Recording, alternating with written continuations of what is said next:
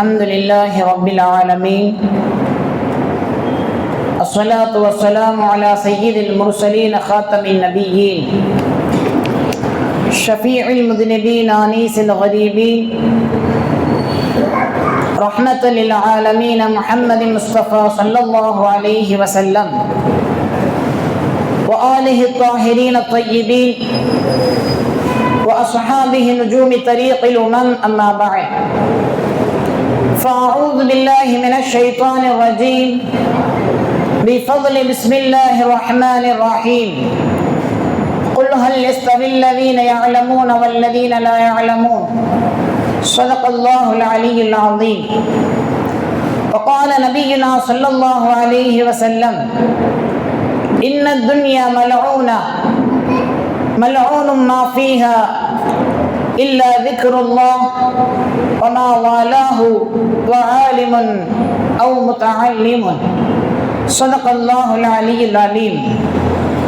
அளவற்ற அருளாளனும் நிகரற்ற அன்புடையவனும் ஆகிய ஏக அல்லாஹ்வின் திருநாமத்தை கொண்டு ஆரம்பம் செய்கின்றேன். சாந்தியும் சமாதானமும் சர்தார் நபி முஹம்மது முஸ்தபா ஸல்லல்லாஹு அலைஹி வஸல்லம் அன்னார்கள் மீதும், அன்னார்களின் அடிச்சுவடுகளை அயராமல் பின்பற்றிய உத்தம சத்திய சஹாபாக்கள், தாபிஈன்கள், தபஅ தாபிஈன்கள், வலிமார்கள், சுஹதாக்கள், நாதாக்கள், நல்லடியார்கள், குறிப்பாக மேடையில் வீட்டிற்கும் நமது மஸ்ஜிதின் நிர்வாக பெருமக்கள், இந்த விழாவிற்கு வருகை புரிந்திருக்கிற ஆண்கள், பெண்கள், அற்புதமாக தங்களுடைய கருத்துக்களை அழகிய மழை மொழியோடு பேசி சென்ற சிறார்கள் மீதும் அல்லாஹ்வுடைய வற்றாத கருணையும் சாந்தியும் சமாதானமும் என்றென்றும் நின்றும் நிலவட்டுமாக. ஆமீன். இந்த நிகழ்வை பார்க்கிற பொழுது மனதுக்கு பெரும் மகிழ்ச்சியை ஏற்படுத்துகிறது. பல இடங்களில் மக்தப் மதரசாக்கள் மங்கிக் கொண்டிருக்கிற காலகட்டத்தில் நிர்வாக பெருமக்களுடைய ஒத்துழைப்போடு ஹசரத் பெருந்தகை அவர்கள் ஒரு பெரும் விழாவாக மக்தப் விழாவை நடத்தி கொண்டிருப்பது பெரிய ஆனந்தத்தை ஏற்படுத்துகிறது. அதிலும் குறிப்பாக நமது சிறார்கள் ஆரம்பத்திலிருந்து கிராத் ஓதிய, அப்படியே தொடர்ந்து பயான் செய்து ஹதீஸுகளை மனனம் செய்து, அதிலும் சின்ன ஒரு பையன் மைக்கை பிடிப்பதற்கு பெரியவர்களாக இருந்தாலும் பயப்படுவார்கள். நேற்று ஒரு பட்டிமன்றத்திலே ஒரு விழாவிலே திமுகவினுடைய பொறுப்புதாரி கம்பத்திலிருந்து ஒருத்தர் பெரிய பேச்சாளர் வந்திருந்தார். வந்து மைக்கை பிடித்து கொண்டு அவர் சொல்லுகிறார்: ஹஸரத், என்னை மன்னிக்கவும், எங்கெங்கேயோ எதெல்லாம் பேசியிருக்கிறேன், உங்க முன்னாடி சபையோர்கள் முன்னாடி, குறிப்பாக மதரசாக்கள் பள்ளிவாசல்ல பேசுறதுக்கு எனக்கு கொஞ்சம் பயமா இருக்குது அப்படின்னு ஒரு பேச்சாளர் சொல்லியிருக்கிற இந்த சின்ன சிறுவன் கோட்டுக்குள்ள கையை வைத்துக் கொண்டு நண்பர்களை பார்த்து சிரித்து கொண்டே சாதாரணமாக ஹதீஸுகளை சொன்னது பெரிய சந்தோஷத்தை ஏற்படுத்துகிறது. அல்லாஹ் இந்த மக்களுக்கு மென்மேலும் இல்மு ஞானத்தை அதிகப்படுத்துவானாக. இதற்கு எல்லா விதத்திலையும் ஒத்துழைப்பு கொடுத்த ஹஸரத் அவர்களுக்கும் நிர்வாக பெருமக்களுக்கும் அல்லாஹ் தஆலா நீண்ட ஆயுளையும் நிறைந்த வளமான செல்வத்தையும் சரீர சுகத்தோடு அல்லாஹ் இன்னும் பல ஹிதுமத்துகளை செய்வதற்கு தௌஃபீக் செய்வானாக என்ற துஆவோடு ஒரு சில வார்த்தைகளை இங்கே நினைவூட்ட ஆசைப்படுகிறேன். அல்ஹம்துலில்லாஹ். பெருமானார் ஸல்லல்லாஹு அலைஹி வஸல்லம் சொன்ன ஒரு ஹதீஸ்: இன்னத் துன்யா மல்ஊனா, உலகம் என்பது சபிக்கப்பட்டது என்கிறார்கள் ஸல்லல்லாஹு அலைஹி வஸல்லம். உலகமே சபிக்கப்பட்டது. அப்படி என்றால் உலகத்தில் நாம் எதை பார்க்கிறோம்? எல்லாமே சாபத்திற்குரியது, அப்படித்தானே தோன்றும். சொல்லிவிட்டு மல்ஊனுன் மா ஃபீஹா, உலகமும் சபிக்கப்பட்டது, உலகத்தில் இருக்கிற அத்தனையும் சபிக்கப்பட்டது, இல்லா திக்ருல்லாஹ், அல்லாஹ்வை நினைவூட்டுகின்ற விஷயத்தை தவிர, வமா வாலாஹு, அல்லாஹ்வை நினைவூட்டக்கூடியதற்கு எதுவெல்லாம் காரணக்காரிகளாக உதவிகளாக இருக்கிறதோ அதை தவிர, அவ் ஆலிமுன், ஆலிமை தவிர, அவ் முத்தஅல்லிமுன், மாணவர்களை தவிர என்று ஸல்லல்லாஹு அலைஹி வஸல்லம் சொல்லி இருக்கிறான். இந்த ஹதீஸை பார்க்கிற பொழுது இந்த உலகமும் உலகத்தில் உள்ள அத்தனை பொருள் சாபத்துக்குரியது. எதை தவிர? 4 விஷயத்தை தவிர. அல்லாஹ்வுடைய நினைவு, அந்த நினைவுக்கு எது காரணம்? மஸ்ஜிதுகள், மதரசாக்கள், இதை நிர்வகிக்கக்கூடிய ஆலிம் பெருமக்கள், மாணவர்கள், இவர்களை தவிர ஏனைய எல்லாமே இந்த உலகத்தில் எதெல்லாம் நாம் செல்வமாக பார்க்கிறோமோ அது எல்லாமே அல்லாஹ்வுடைய சாபத்துக்குரியது, இறைவனுடைய நினைவு இருந்தாலே தவிர. அப்படி என்று பெருமானார் ஸல்லல்லாஹு அலைஹி வஸல்லம் ஒரு ஹதீஸிலே இல்மை குறித்து ஸலாஹித்து சொல்லி இருக்கிறார். வேறொரு சமயத்தில் இப்படி ஒரு ஹதீஸ் பார்க்க முடியும். மன் சலக தரீகன் யத்லுபு ஃபீஹி இல்மா, ஒரு மனிதர் ஒரு கல்வியை கற்றுக்கொள்வதற்காக வேண்டி ஒரு வழியிலே கடந்து போகிறார். அப்படி என்றால் சலக்கல்லாஹு பிஹி தரீகன் மின் துருகில் ஜன்னah, சுவனத்தினுடைய வழிகளை அல்லாஹ் இலகுபடுத்துகிறான், லேசாக்கி வைக்கிறான் என்று ஸல்லல்லாஹு அலைஹி வஸல்லம் சொல்லி இருக்கிறான். இந்த காலை மாலையில மதரசாவிற்காக வேண்டி நம்முடைய பிள்ளைகள் வந்துட்டு போறாங்கல்ல, அது எல்லாமே சுவனத்தினுடைய வழிகள் என்று பெருமானார் ஸல்லல்லாஹு அலைஹி வஸல்லம் சொல்லி காட்டுகிறார்கள். யாரெல்லாம் கல்வி பருவக்கூடிய காலத்தில் கல்விக்காக வேண்டி நேரத்தை ஒதுக்கிறார்களோ, அது காலையில் 1 மணி நேரமோ அல்லது அரை மணி நேரமோ, மாலையில் 1 மணி நேரமோ அல்லது அரை மணி நேரமோ, எல்லா நேரங்களிலும் இறைவனுடைய சுவனத்தின் பாதையில் அந்த குழந்தைகள், சிறார்கள் இருக்கிறார்கள் என்று ஸல்லல்லாஹு அலைஹி வஸல்லம் சொல்லி காட்டினார். வேறொரு ஹதீஸ் இப்படி வரும். மாமின் முஸ்லிமின் யவரிசு கர்சன், ஒரு மனிதன் ஒரு மரக்கன்றையோ அல்லது செடியோ நட்ட வைக்கிறான். அவன் யஸ்ரஹு ஸரஅன், ஏதோ ஒரு விவசாயம் செய்கிறான். ஃபயஅகுலு மின்ஹு தைருன், அவன் நட்ட அந்த மரத்திலிருந்து, செடியிலிருந்து ஏதாவது ஒரு பறவை சாப்பிடுகிறது, அல்லது இன்சான் ஒரு மனிதன் சாப்பிடுகிறான், அல்லது பஹீமத்துன் ஏதாவது ஒரு விலங்கு சாப்பிடுகிறது என்றால், இல்லா கான லஹு பிஹி ஸதகத்துன், நட்டவனுக்கு யார் யார் எது எது சாப்பிடுகிறதோ அத்தனையும் தானம் கொடுத்த நன்மை அந்த நட்டு வைத்தவருக்கு இருக்கிறது என்று ஸல்லல்லாஹு அலைஹி வஸல்லம் ஒரு ஹதீஸ்ல சொல்லி காட்டுகிறான். பாருங்க, ஒரு செடியை நட்ட ஒரு மனிதருக்கு அந்த செடி மரமாகி அது கனிகளை கொடுத்து நிழல்களை திறந்து அந்த மரத்தின் மூலம் யார் யார் என்னென்ன பயன்கள் பெறுகிறார்களோ அத்தனையினுடைய நன்மைகளை அந்த நட்டு வைத்தவருக்கு உண்டு என்கிற பொழுது, செடிக்கு நட்ட வைத்தவருக்கு அல்லாஹ் இவ்வளவு பெரிய மகத்துவத்தை தருகிறான் என்றால், இந்த சிறார்களை படிப்பதற்கு உறுதுணையாக இருக்கிற நிர்வாக பெருமக்கள், அதற்கு உஸ்தாதுமார்களுடைய உழைப்பு, பேரண்ட்ஸ்கள் எல்லாம் டைம்களை கொடுத்து சிறார்களை ரெடி பண்ணி அனுப்பி வைத்த அத்தனை நபர்களுக்கும் இதுபோல நன்மைகளை இன்னும் பல மடங்கு இறைவன் தருகிறான் என்றுதான் இந்த ஹதீஸிலே பார்க்க முடிகிறது. இங்க ஒரு சந்தோஷமான விஷயம் என்னன்னா, சைக்கிளை பார்த்த உடனே நமக்கே ஒரு ஆசை இருக்கு, மீண்டும் மக்தபிலிருந்து ஓதலாமா அப்படிங்கிறார்.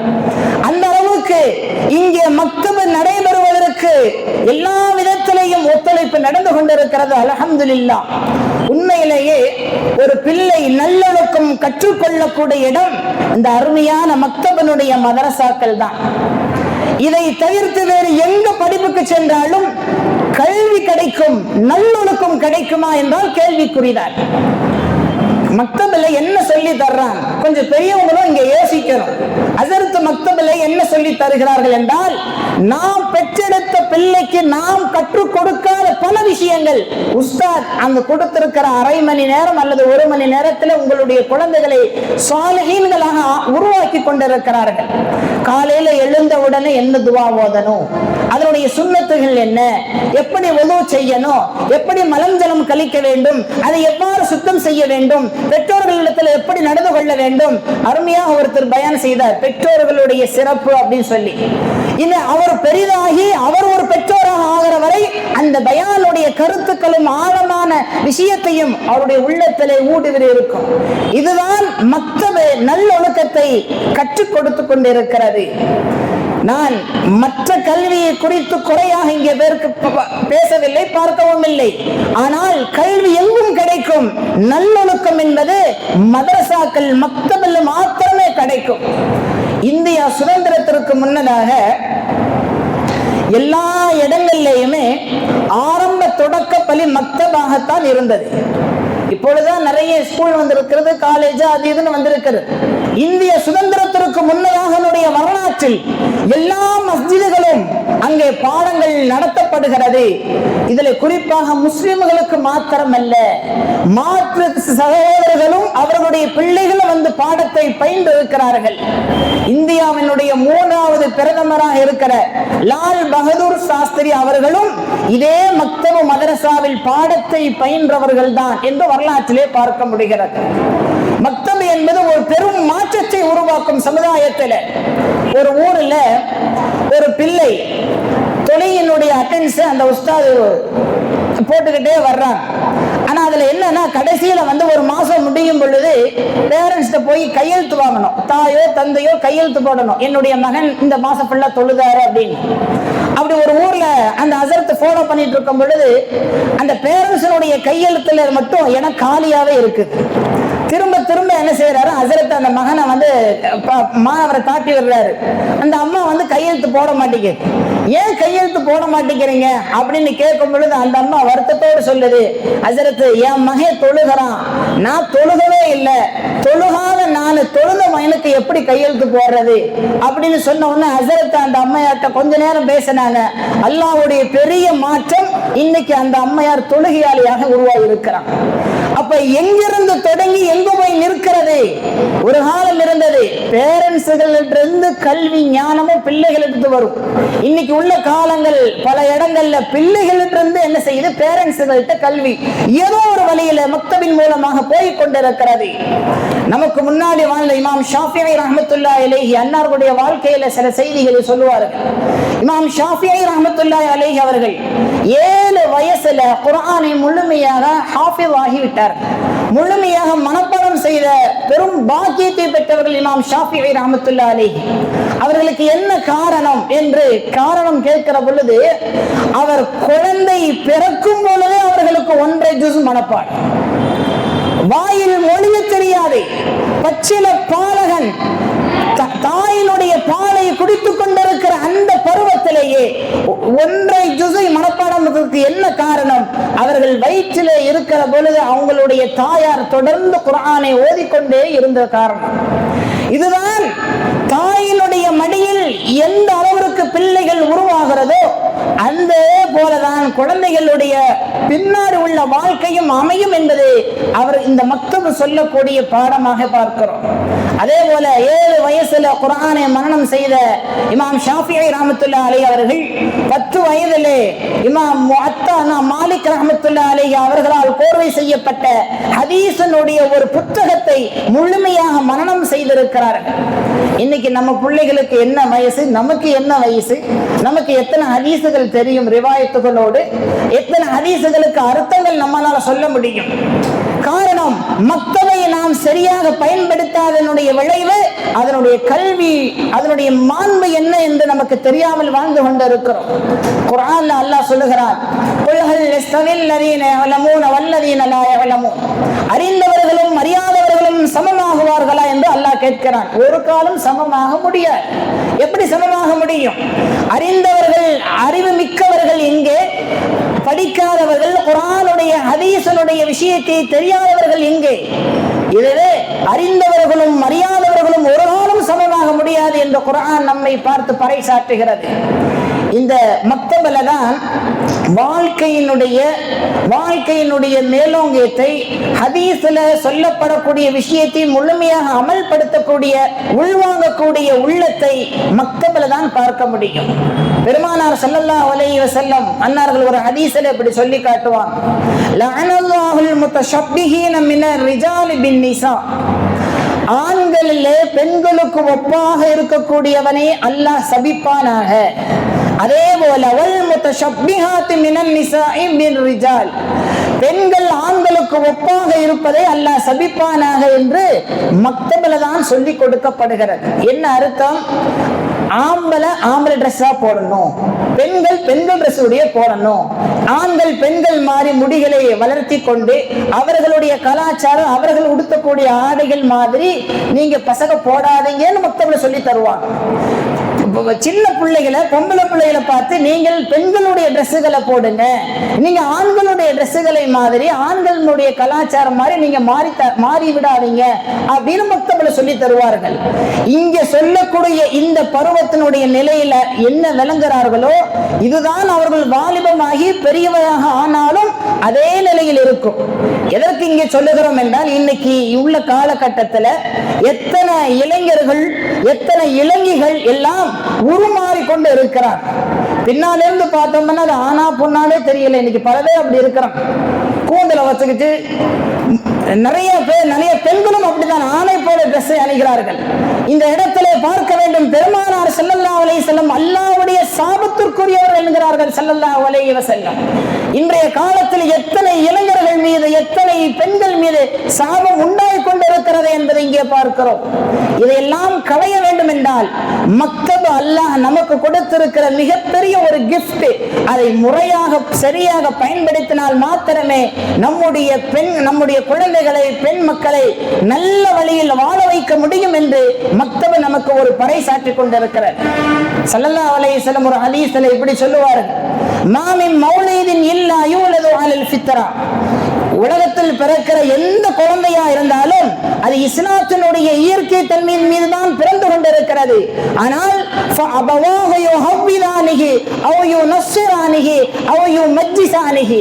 அந்த குழந்தைகளை நசரானிகளாக, அந்த குழந்தைகளை மஜூசிகளாக, அந்த குழந்தைகளை யூதர்களாக மாற்றக்கூடியவர்கள் பெற்றோர்கள் என்கிறார்கள் பெருமானார் ஸல்லல்லாஹு அலைஹி வஸல்லம். இன்னைக்கு உண்டா இல்லையா?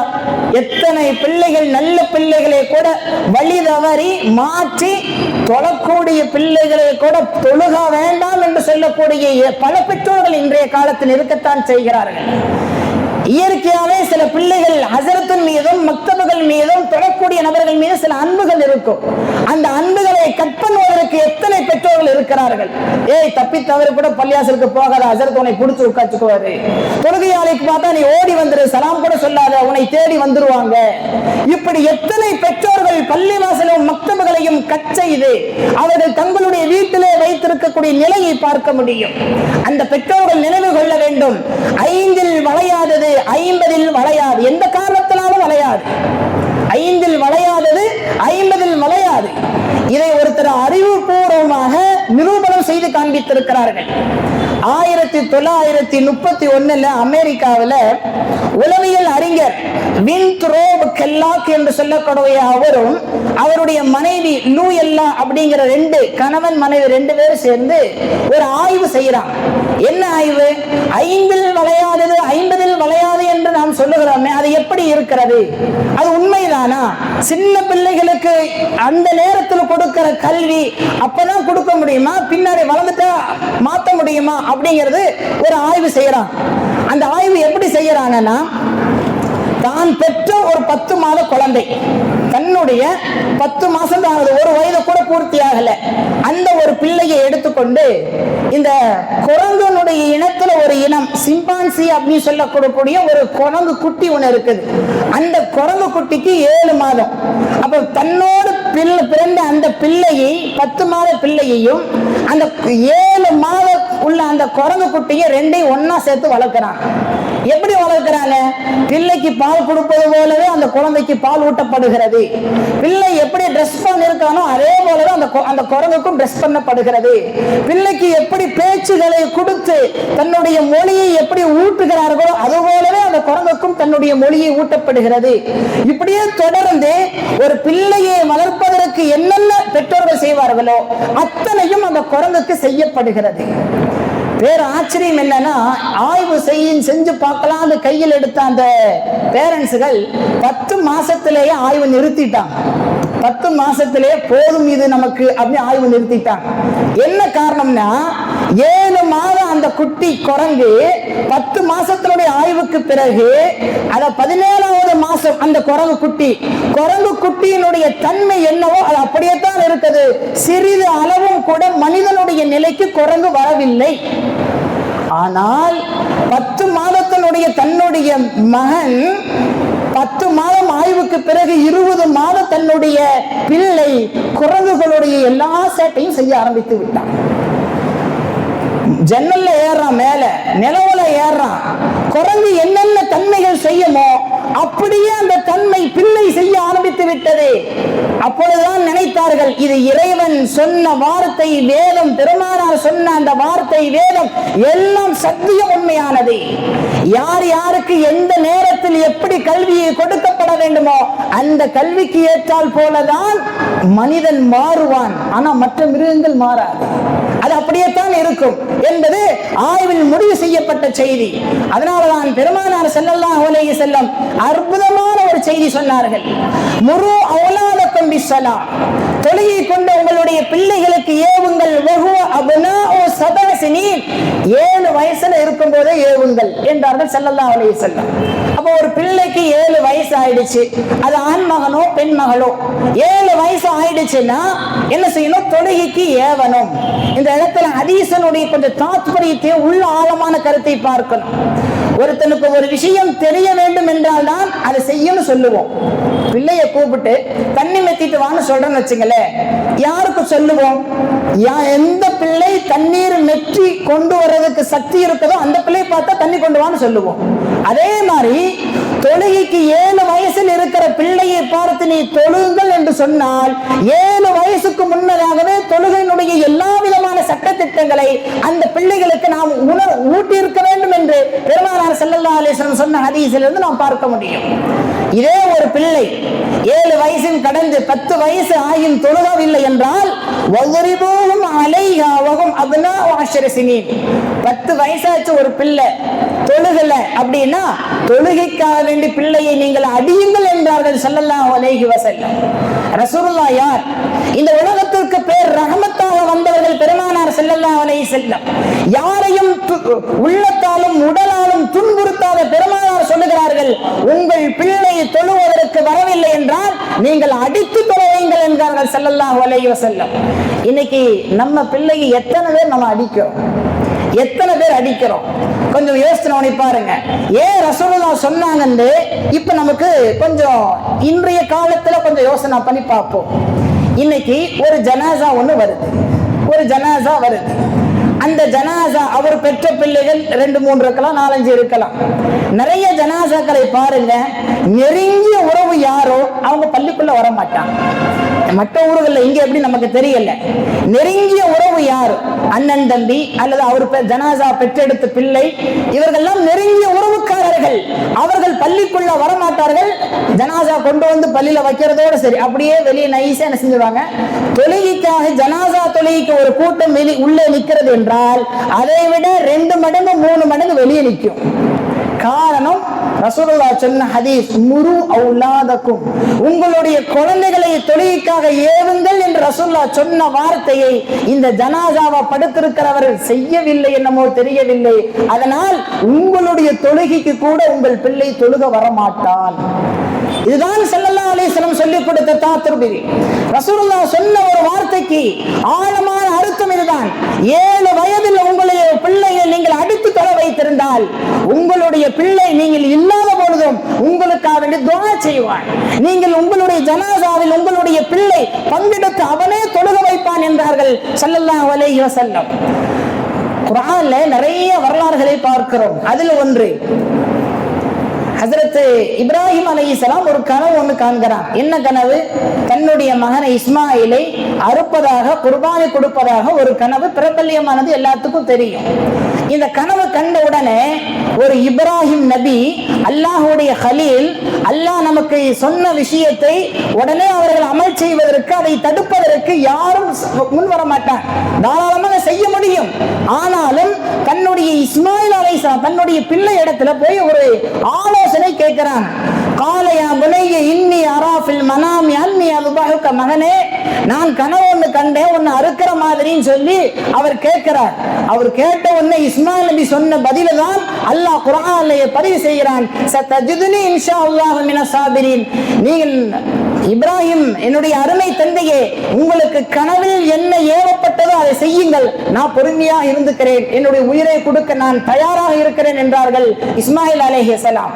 இன்னைக்கு நம்ம ஒரு பிள்ளைய கூப்பிட்டு, தம்பி உன்னை நான் அறுக்கிற மாதிரி கனவு கண்டேன், அறுத்துக்கலாமான்னு கேட்டு பாருங்க, அடுத்த நிமிஷமே நம்மளை படுக்க போட்டு அவன் அறுத்துட்டு போயிடுவான். இப்ப இதுதான் நம்முடைய நிலை. ஆனால் இப்ராஹிம் அலைஹிஸ்ஸலாம் அன்னார்களுடைய வளர்ப்பு குர்ஆன் பேசுகிறது. 13 வயசில் ஒரு மகனை கூப்பிட்டு, இறைவனுக்காக உன்னுடைய உயிரை மாய்ப்பதற்கு தயாரா என்று கேட்கிற பொழுது உடனே சரி என்றார்கள் இஸ்மாயில் அலைஹிஸ்ஸலாம் குர்ஆன்ல இறைவன் பறைசாற்றுகிறான். நிறைய செய்திகள் இது போல மக்தபுடைய மதரசாக்கள் தான் நமக்கு தருகிறது. இன்னைக்கு மக்தபுக்கு மதரசாக்கள் நம்முடைய பிள்ளைகளை நாம் எப்படி அனுப்பி வைக்கிறோம்? குறிப்பாக தாய்மார்கள் யோசிக்க வேண்டும், தந்தைமார்கள் யோசிக்க வேண்டும்.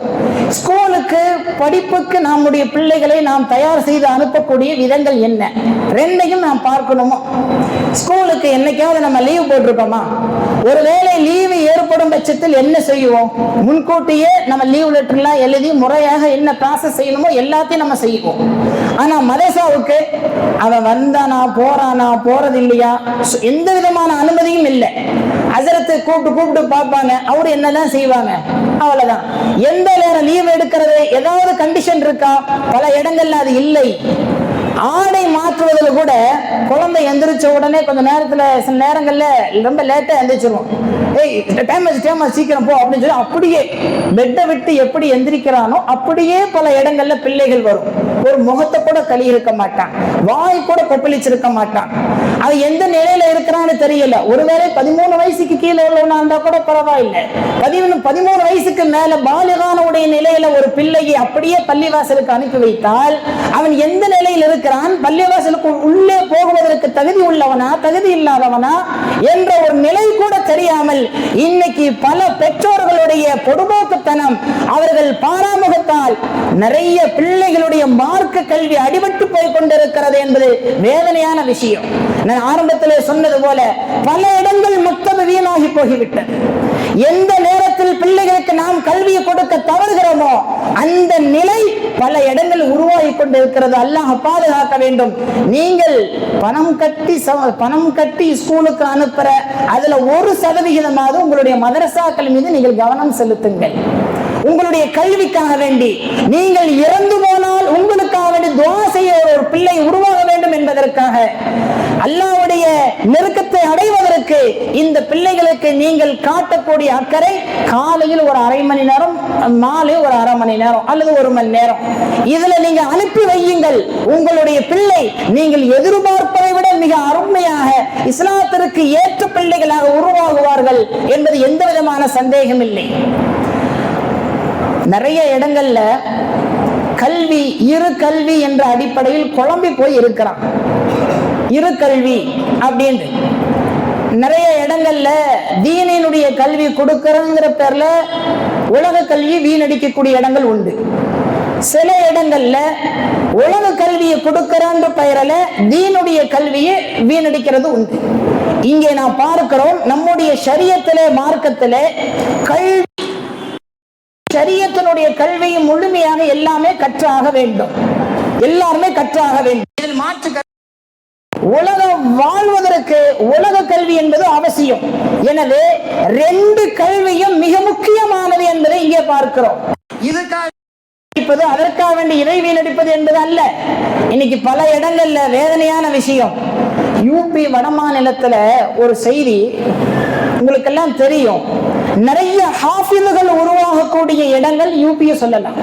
தமிழகத்துல கேரளாவை விட வீட்டுக்கு அத்தாவும் ஹாஃபிஸா இருப்பாரு, மகனும் ஹாஃபிஸா இருப்பாரு, எல்லாமே ஹாஃபிஸா இருப்பாங்க. அப்ப எல்லா இடங்கள்லையும் நிறைய ஹாஃபிதுகளும் ஆலிம்களும் நிறைந்திருக்கிற பகுதி தான் யூபி மாநிலங்கள், வட மாநிலங்கள் செய்து பெரும்பாலும். சரி, முஸ்லிம்கள் அதிகமாக பாதிக்கப்படுவது எங்கே? அங்கதான் பாதிக்கப்படுகிறது. அப்ப இஸ்லாத்தை, ஈமானை, ஹதீஸை, குர்ஆனை மரணம் செய்தவர்கள் அடி வாங்குவார்களா? எந்த இடத்துல தவறு நிகழ்ந்திருக்கிறது? அப்படி என்றால் இங்கே நாம் பார்க்கிறோம், குர்ஆனும் ஹதீஸும் உள்ளத்தில் நம்முடைய ஷரியத்தை பாதுகாப்பதற்கு, உலகத்தில் ஈமானை பாதுகாப்பதை வெளிப்படுத்துவதற்கு உலக கல்வியும் தேவை. அப்படித்தான் நம்முடைய முன்னோர்கள் வாழ்ந்திருக்கிறார்கள். ஐரோப்பியால கல்விகள் இருந்து போன, ஜோதி இல்லாத ஒரு நேரத்தில் அரபியர்கள் தான் கல்வி எல்லா விதமான கலைகளை கொண்டு வந்து உயர்த்தி நிறுத்தியவர்கள் அரபியர்கள் என்று நேருஜியே சொல்லியிருக்கிறார் சில இடங்களில். அது மாத்திரமல்ல, அறிவு ரீதியான எல்லா விதமான கண்டுபிடிப்புகளும் முஸ்லிம்கள் தான் முன்மாதிரியாக முன்னோடியாக திகழ்ந்திருக்கிறார்கள். பூமி ஈர்ப்பு திசை, அதாவது ஈர்ப்பு இருக்குது பூமியில, ஒரு பொருளை போட்டா கீழே விழுகும் அப்படிங்கிறது இப்ப கண்டுபிடிச்சது எல்லாத்துக்கும் பிரபல்யமா தெளிவாக தெரிகிறது ஐசக் நியூட்டன் தான் நம்ம சொல்லுவோம். ஆனால் ஐசக் நியூட்டனுக்கு முன்னதாகவே கண்டுபிடித்தவர் பூமி ஈர்ப்பு தன்மை கொண்டது என்று அப்துல் ரஹ்மான் அல் மன்சூர் என்பவர் தான் இந்த உலகத்தில் முதன்மையாக அந்த கருத்தை சொன்னவர். பூமி என்பது ஈர்ப்பு தன்மை கொண்டிருக்கிறது. அதே போல பூமி கட்டையா உருண்டையா என்று ஒரு பெரிய ஆய்வு நடக்கிறது. அந்த ஆய்விலேயே பூமி உருண்டையாக இருக்கிறது என்று முதலாக சொன்னவர் கலீலியோ என்று பிரபலமாக நமக்கு தெரியும். ஆனால் கலீலியோவுக்கு முன்னதாகவே 9ஆம் நூற்றாண்டிலேயே அல் ரூபினி அவர்தான் ஒரு முஸ்லிம் தான் பூமி உருண்டையானது என்று சொன்னது மாத்திரமல்ல, அவர் 70 பேர்த்தை கொண்ட ஒரு குழுவை அமைத்து உலக வரைபடத்தை முதன்மையாக உருவாக்கியவர் அவர்கள். இது மாதிரி ஏகப்பட்ட கல்வியும் இந்த உலகத்திற்கு தந்தவர்கள் முஸ்லிம்கள் தான். கணித துறையில் அல்ஜீப்ரா என்ற கணக்கு என்பது மிக இன்றியமையாத ஒன்று. அப்படிப்பட்ட அல்ஜீப்ராவுடைய கணக்கை தொகுத்து கொடுத்தவர் முஹம்மது பின் மூசா என்பவர் தான். அங்கே ஒரு முஸ்லிமை பார்க்க முடியும். இன்னைக்கு விஞ்ஞானத்தால் மருத்துவத்துறை எவ்வளவு மேலோங்கி போயிருந்தாலும் அதற்கு ஆழமாக அஸ்திவாரமாக இருந்தவர் தான் அலி இப்னு சீனா என்பவர். இன்னைக்கும் அவருடைய புத்தகத்தை வைத்துதான் நவீனம் மாறி போனாலும் அதற்கு ஏற்றால் போல் மருந்துகளை கண்டுபிடிப்பது அலி இப்னு சீனாவினுடைய பெரிய தத்துவங்களை வைத்துத்தான். நிறைய செய்திகள் உண்டு. இங்கே எதற்கு நான் சொல்ல வருகிறேன் என்றால், எல்லா இடத்திலேயும் தீனுடைய மார்க்கத்தை நான் கற்கப் போகிறேன் என்ற பெயரில் உலக கல்வியை வீணடித்து விட வேண்டாம். அதே சமயத்தில் உலக கல்வியை நான் ஒரு இன்ஜினியராக ஆகணும், டாக்டராக ஆகணும், வக்கீலாக ஆகணும், எந்த துறையை நீங்கள் தேர்வு செய்தாலும் இஸ்லாத்தை பாழ்படுத்தி போய் நீங்கள் அதை தேர்வு செய்தால் அல்லாஹ் பாதுகாக்க வேண்டும். எனவே நீங்கள் படியுங்கள், நன்றாக பிள்ளைகளை படிக்க வையுங்கள், எல்லா விதத்திலும் உங்களுடைய பிள்ளைகள் முன்னேற வேண்டும். ஆனால் ஆணிவேர் அஸ்திவேர் ஈமான் இஸ்லாம் ஷரியத்துக்கு உட்பட்டதாக இருக்க வேண்டும் என்றுதான் அறிஞர்கள் பெருமக்கள் நமக்கு சொல்லித் தருகிறார்கள். இன்னைக்கு நம்முடைய பிள்ளைகளுக்கு பெற்றோர்கள் நிறைய சிரமப்படுறாங்க. எந்த அளவுக்கு நான் சில நபர்கள் நாடு விட்டு நாடு, மாநிலத்தை விட்டு மாநிலம் தன்னுடைய ஆயுள் முழுக்க கழிக்கிறான். இளமை பருவத்தை முற்றிலும் அதிலேயே கழித்து எல்லாத்தையும் சொத்து சேர்த்து வைக்கிறான். எதுக்காக வேண்டி? தன்னுடைய பிள்ளை, தன்னுடைய பேர பிள்ளை எல்லாம் நல்லா இருக்கணும்னு சொத்து சேர்த்து வைக்கிறான். இன்னைக்கு நிலை எப்படி உருவாகி போயிருது? எல்லா இளமை இருக்கிற பொழுது மொத்த வியர்வையும் உழைப்பையும் ஒரு உருவாக்க ஆக்கி உள்ள வந்துடுறான். பார்த்தா உள்ள வந்து அவங்க உருவாக்கின வீட்டுல கூட அவங்களால தங்க முடியறது இல்லை. காரணம், பிள்ளை என்ன செஞ்சிடறான், வெளியே விரட்டி அடிச்சிடறான். இன்னைக்கு பல இடங்களில் முதியோர்கள் இல்லத்திலே சேர்க்கப்படுகிறார்கள் பெற்றோர்கள். அதனாலதான் பெருமானார் ஸல்லல்லாஹு அலைஹி வஸல்லம் ஒரு அற்புதமான ஒரு செய்தியை சொல்லிக் கொடுக்கிறார்கள். மா நஹல வாலிதுன் வலதன் மின் நஹலி அஃதல மின் அதபின் ஹஸன். ஒரு தந்தை தன்னுடைய பிள்ளைக்கு சிறந்த அன்பளிப்பு என்னவென்றால், நல்ல அழகிய குணத்தை விட வேறு எதுவும் சிறந்த அன்பளிப்பு வழங்க முடியாது என்கிறார்கள் ஸல்லல்லாஹு அலைஹி வஸல்லம். நீங்கள் உங்களுடைய பிள்ளைக்கு கிஃப்ட் கொடுக்கிறதாக இருந்தால், சொத்து சோங்களை கொடுப்பதாக இருந்தால், நல்ல நல்லொழுக்கம் உள்ள குழந்தைகளாக உருவாக்குங்கள். அதுதான் உங்களுக்கு கொடுக்கிற கிஃப்ட், அதுதான் சொத்து. எத்தனை விஷயங்கள் சொல்ல முடியும். காமராசர் ஒரு செய்தி சொல்லுவார், உங்கள் பிள்ளை ஊனமா, சொத்துக்களை சேமித்து வையுங்கள். உங்கள் பிள்ளை ஊனமா, சொத்துக்களை சேமித்து வையுங்கள். பிற்காலத்தில் ஊனமாக உள்ள பிள்ளைக்கு அந்த சொத்து உதவும். ஆனால் சொத்துக்களை சேகரித்து உங்களுடைய பிள்ளைகளை ஊனமாக்கி விடாதீர்கள் என்று கருணை நிற காமராசர் சொன்ன பதிவை நாம் பார்க்க முடியும். இன்னைக்கு நிறைய பேரண்ட்ஸ்கள் பிள்ளைகளுடைய உடலிலே செலுத்துகின்ற அந்த அக்கறை அவர்களுடைய கல்வியிலே செலுத்துவதில்லை. முதல்ல வளர்ச்சினா என்ன? உடலை மட்டும் பெருசா போய்கிட்டே இருக்கிறதா? உடல் மட்டும் பெருசா போய்கிட்டே இருக்கிறதா? இதுவல்ல வளர்ச்சி. பிள்ளை சாப்பிடவில்லை, இரவில் படுத்து விட்டான். இரவு நேரத்தில் எந்த நேரம் அவர் வந்தாலும் அத்தா வந்தா என்ன செய்யறாருன்னா, பிள்ளையை எழுப்பி சாப்பாடை கொடுத்து படுக்க வைக்கிறாங்களா இல்லையா? சாப்பிட பிள்ளை மறுக்கிறது. எதையாவது விளையாட்டு காண்பித்து அந்த தாய் எதையாவது 2 வாயாவது பிள்ளை சாப்பிட விட்டு திணித்து விடுறாங்களா இல்லையா? இது மாதிரி உங்களுடைய பிள்ளைகள் மீது நீங்கள் செலுத்துகின்ற, உடலில் செலுத்துகின்ற அக்கறை அவருடைய அறிவிலும் செலுத்த வேண்டும். அதுதான் வளர்ச்சி. உடலும் வளர வேண்டும், அறிவும் வளர வேண்டும். ஒன்று மட்டுமே வளர்வது வளர்ச்சி அல்ல, அது ஒரு நோய். உடம்புல ஒரு உறுப்பு கை இருக்குன்னு வச்சுக்கோங்க, அல்லது ஒரு கால் இருக்குன்னு வச்சுக்கோங்களே, எல்லா உறுப்பும் ஒரே மாதிரிதான் இருக்கு, ஒண்ணு மட்டும் பெருசா போய்கிட்டே இருக்கு. இது என்னன்னு சொல்லுவோம்? வளர்ச்சியா ஊனமா? அது மாதிரிதான் நம்முடைய பிள்ளைகள், இன்னைக்கு நிறைய பிள்ளைகள் ஊனங்களாக இருக்கிறது. உடலால் அல்ல, அறிவால் ஊனமாக இருக்கிறது. வேதனையாக சொல்லுகிறேன், நம்முடைய பிள்ளை என்ன படிக்கிறார் அப்படின்னு ஒரு அத்தாயிடம் போய் கேட்டு பாருங்க.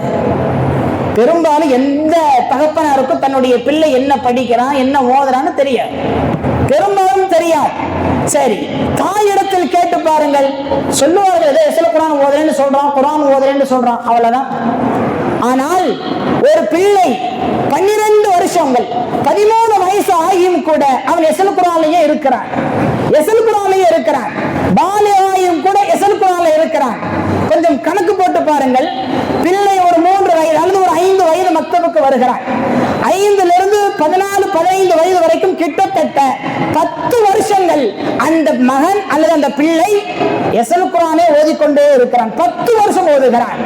மொத்த குரான் எஸ்ல் குரான் எத்தனை பக்கம் இருக்கிறது? 64 பக்கம் தான் இருக்கு. 64 பக்கத்துல இதை பிரிச்சு பார்த்தா 10 வருஷத்துல என்ன ஓதி இருக்கிறான்? இதை பற்றி எந்த விதமான சிந்தனை பெற்றெடுத்த பெற்றோர்களுக்கு இல்லை என்பதுதான் வேதனைக்குரிய விஷயம். அப்படி இருக்கிற நேரத்தில் நம்முடைய பிள்ளை ஷரியத்திற்கு உட்பட்டு நம்மளுடைய வழிமுறைகளை நாம் நடத்தவில்லை என்றால் முழுக்க முழுக்க ஷரியத்துக்கு மட்டுமல்ல நமக்கும் மாற்றமான பிள்ளையாக உருவாகி இருக்கும் என்பதை நான் சொல்லுகிறேன். ஒரு இடத்துல ஒரு ஹஸரத், ஒரு 8ஆம் வகுப்பு படிக்கிற ஒரு மாணவர், ஒரு 13 வயசு கொண்ட ஒரு மாணவர், அவனுடைய செயல்பாடு சரியில்லை, பேச்சு நடை உடை சரியில்லை. அவன் சொல்லிக்கிட்டே இருக்கிறாரு, அந்த மாணவர் மாத்த செஞ்சுக்கிட்டே இருக்கிறாரு. கோபத்துல என்ன செய்யறாரு? 2 அடி வைக்கிறான். இது நடந்த ஒரு நிகழ்வு, இடம் நமக்கு தேவையில்லை, ஊர் நமக்கு தேவையில்லை. ஒரு அடி என்ன செய்யறாரு? ஹஸரத் வைக்கிறார். அந்த மகன் போய் வீட்டுல என்ன சொன்னாங்கன்னு தெரியல, அந்த மகனுக்கு தந்தை இல்லை, தாயுடைய வளர்ப்புல தான் வாழ்ந்து கொண்டிருக்கிறான். நேரா அந்த அம்மையார் ஹஸரத்திட்ட வந்துட்டாங்க. என் பையனை அடிக்கிறதுக்கு நீங்க யார்? முதல் வார்த்தை. என் மகனை அடிப்பதற்கு நீங்க யார்? முதல் வார்த்தை. கேட்டு விட்டு சொன்னாங்க, இல்லம்மா அந்த பையன் நான் ரொம்ப நாள சொல்லிக்கிட்டே இருக்கிறேன், ஒரே தப்ப திரும்ப திரும்ப செஞ்சுக்கிட்டே இருக்கிறாரு, இந்த ரூட் இப்படியே போனா தவறாக போய் முடியும் அப்படின்னு சொன்னதுக்கு அந்த அம்மா, அப்படிலாம் நீங்க சொல்லக்கூடாது, என் மகனை நீ அடிக்கலாம் கூடாது, அவன் அப்படிதான் செய்வான், முடிஞ்சா பாருங்க, இல்லாட்டா மாசாக்கே வர வேணாம் அப்படின்னு போனான். போய் இன்னைக்கு அந்த ஸ்டூடெண்ட் காலேஜ்ல சேர்ந்திருக்கிறான். சமீபத்தில் ஒரு 2 மாசத்துக்கு முன்னாடி போலீசால் கைது செய்யப்படுகிறான். போலீசால் கைது செய்யப்படுகிறார். என்ன காரணம் என்றால், ஸ்கூலுக்கு கொண்டு வந்த கஞ்சா போதை விற்பனைக்கு சப்ளைக்கு உதவியாக இருக்கிறான். இதைத்தான் முன்கூட்டியே கண்டறிந்து அந்த ஹஸரத் சொன்னார், உங்களுடைய பையனுடைய பேச்சு சரியில்லை, நடவடிக்கை சரியில்லை, அந்த இடத்திலே ஹஸரத் நீங்கள் பார்த்து என்னுடைய மகனை நல்ல விதத்தில் திருத்தி விடுங்கள் என்று சொல்லியிருந்தால் இந்த நிலை அந்த மகனுக்கு வந்திருக்க. இது மாதிரி பல இடங்கள் இந்த நிகழ்வுகளை பார்க்க முடியும். பேரண்ட்ஸ்கள், உஸ்தாதுமார்கள், ஆசிரியர்கள் பெரம்பை எடுத்து பிள்ளைகளை சீர்திருத்தவில்லை என்றால் அல்லாஹ் பாதுகாக்க வேண்டும். ஒரு காலத்தில் போலீஸ் லத்திக்கு தான் அந்த பிள்ளைக்கு இரையாக ஆகுவான். அப்படிப்பட்ட சூழ்நிலை இன்றைய காலத்தில் வேகம் அப்படித்தான் இயங்கிக் கொண்டிருக்கிறது. கடைசியாக நிறைவுக்கு வருகிறேன். பெருமானார் ஸல்லல்லாஹு அலைஹி வஸல்லம் சொன்னார்கள், நாம் நம்முடைய பிள்ளையை வளர்ப்பதில் ஒரு சுயநலமும் உண்டு.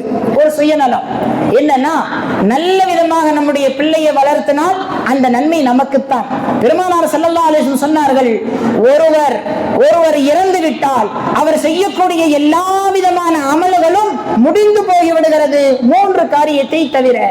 அதுல சொல்லும் பொழுது முதலாவது ஸதகத்துன் ஜாரியா, அவர் வாழக்கூடிய காலத்தில் தொடராக செய்யக்கூடிய தான தர்மங்கள் அவருடைய கபருக்கு நன்மைகளாக போய்கொண்டே இருக்கிறது. முதல் விஷயம். இரண்டாவது, இல்முன் யுன்தஃபா பிஹி, அவர் கற்று அந்த கல்வியை கொண்டு பிறரால் பயனடையப்பட்ட இல்மு, கல்வி, அதுவும் அவருடைய இறந்து போனாலும் கபருக்கு நன்மை போய்கொண்டே இருக்கும். கடைசியாக சொல்கிறார்கள், வலதுன் சாலிஹின் யதுஉ லஹு, அவருக்காக வேண்டி துஆ செய்யக்கூடிய பிள்ளை. ஒருத்தர் மௌத்தா போயிட்டார், எல்லாம் முடிஞ்சு போச்சு, எது மட்டும் தான் பாக்கி நிற்கும்? அந்த பிள்ளை, குழந்தை, ஆண் மக்களோ பெண் மக்களோ பேரன் பேத்திகளோ, என்னுடைய வாப்பா அல்லது என்னுடைய தாத்தாவுக்கு நான் செய்யக்கூடிய துஆன்னு சொல்லி கையேந்து கேட்கிறாங்க இல்லையா, அந்த துஆ அவர் இறந்து போனாலும் அவருடைய கபருக்கு நன்மைகளாக போய்கொண்டே இருக்கும் என்று ஸல்லல்லாஹு அலைஹி வஸல்லம் சொல்லி காட்டுகிறார். வேறு சில ஹதீஸ்ல இப்படி பதிவு செய்யப்படுகிறது, கியாமத்துடைய நாள்ல அல்லாஹ் தஆலா ஒரு மனிதனுக்கு பெரிய அந்தஸ்து கொடுப்பானா. அவர் எதிர்பார்த்திருக்கவே மாட்டார், மிகப்பெரிய ஒரு அந்தஸ்து அவருக்கு கிடைக்கும்.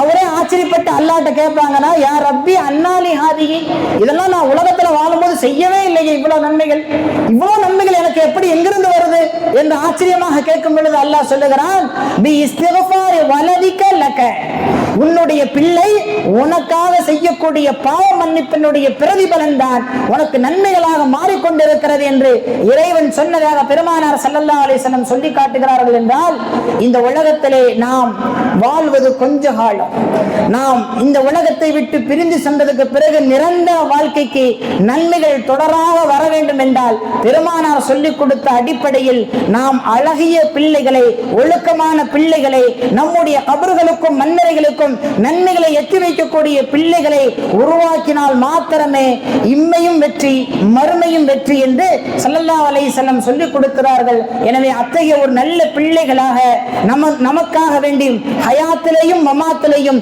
துஆ செய்யக்கூடிய பிள்ளைகளாக இறைவன் நம்முடைய பிள்ளைகளை ஆக்கி அருள் புரிவானாக. வாஹிர் தஅவானா அனில் ஹம்துலில்லாஹி ரப்பில் ஆலமீன். அஸ்ஸலாமு அலைக்கும் வரஹ்மத்துல்லாஹி வபரகாத்துஹு.